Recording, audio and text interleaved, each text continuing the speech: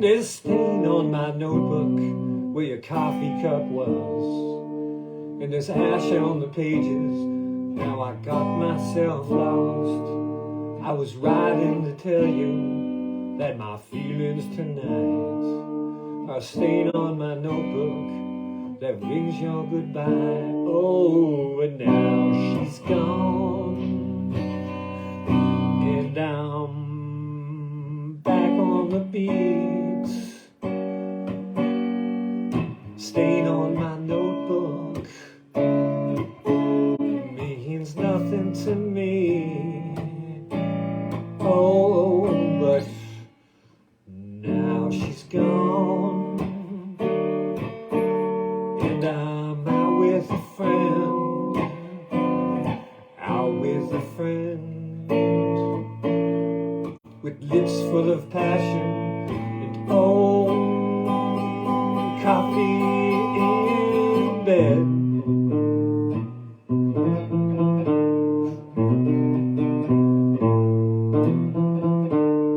With the way that you left me, I could hardly contain the hurt and the anger, the joy and the pain. Now knowing I'm single, there'll be fire in my eyes and a stain on my notebook for a new love tonight. Oh, now she's gone, and I'm back on the beat. Stain on my notebook means nothing to me. Oh, now she's gone, and I'm now with a friend, out with a friend, with lips full of passion and coffee in bed.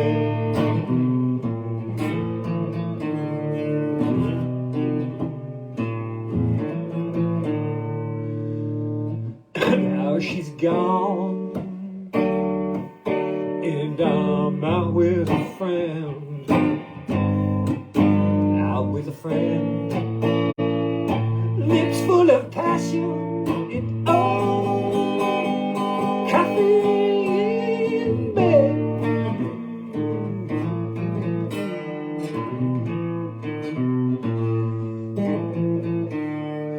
With lips full of passion to the lips with a kiss. There's nothing of your love that I'll ever miss.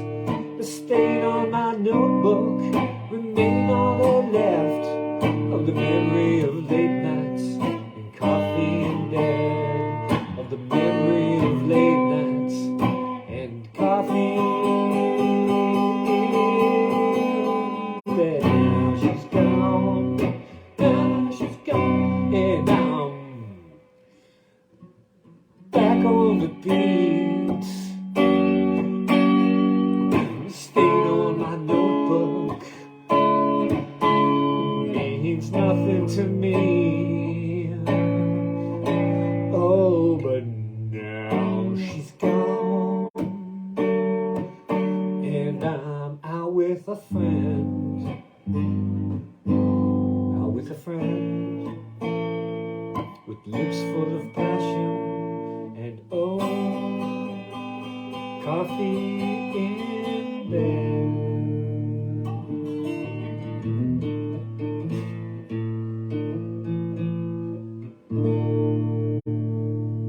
Thank you very much. That was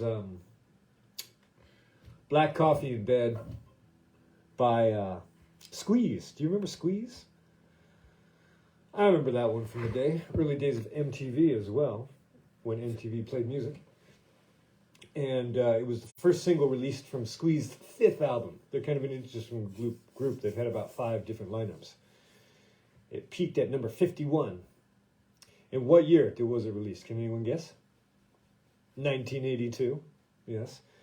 Chris Difford stated, the lyric was inspired by my picking up a notebook one day and seeing a coffee stain on it, which is, he's probably British, which inspired the first line. It was a very vivid image for me and inspired the song of loss and regret.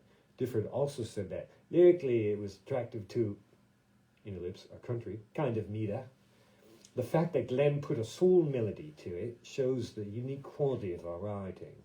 A music video, which Difford said showed the band looking totally out of place and not credible at all, was directed by Steve Barron, notable for directing Billie Jean by Mike Jackson.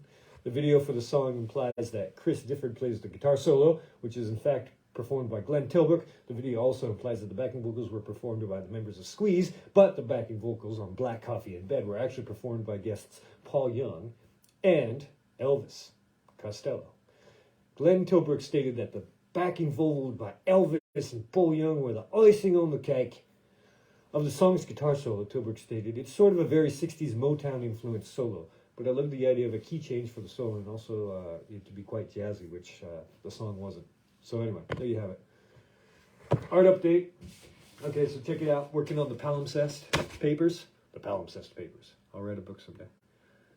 And so here, now you can't see, but beneath this is a layer of just book pages, regular old book pages, that I sanded down to give it sort of an uneven texture and also reveal the different layers of printing.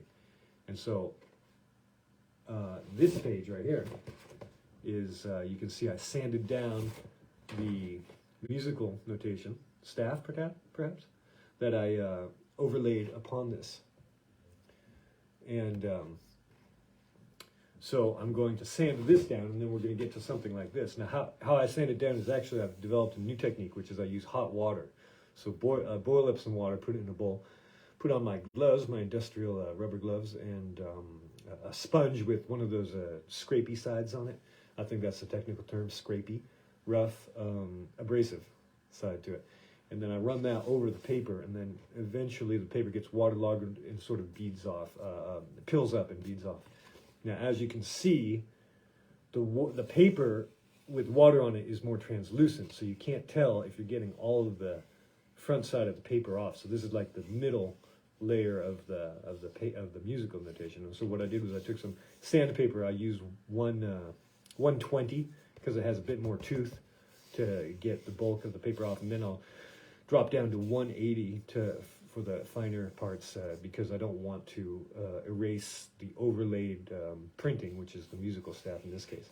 And you can see the difference between this one, oh boy, this part is sanded and this part hasn't been sanded yet.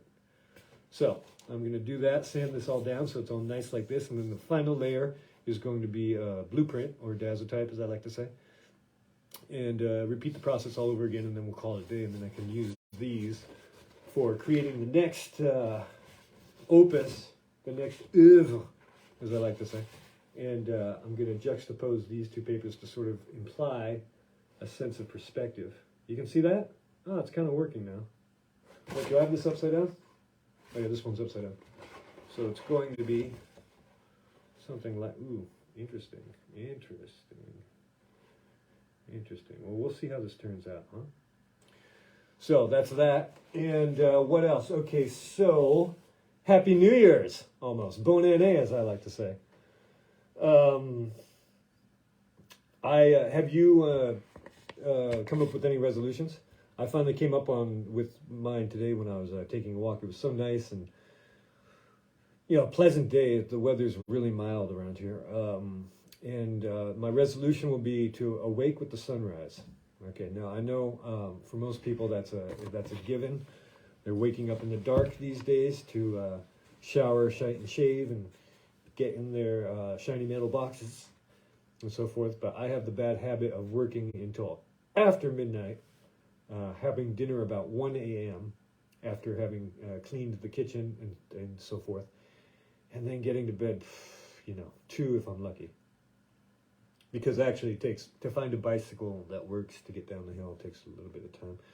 Anyhow, and so I want to start waking up with the sunrise so that I can take full advantage of the daylight, because I don't like this shift in my day of being such a nocturnal creature, like a bat out of hell. And so what are you doing for New Year's this evening?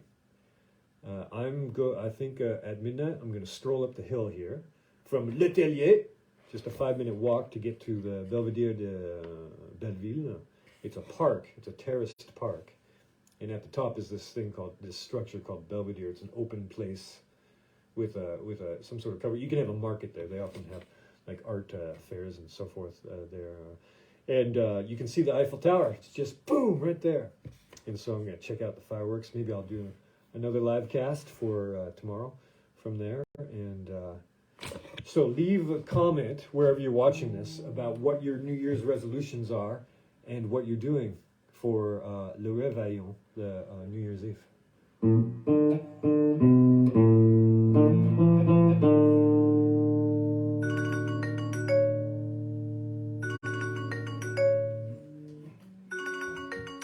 Ciao for now. Bonne année.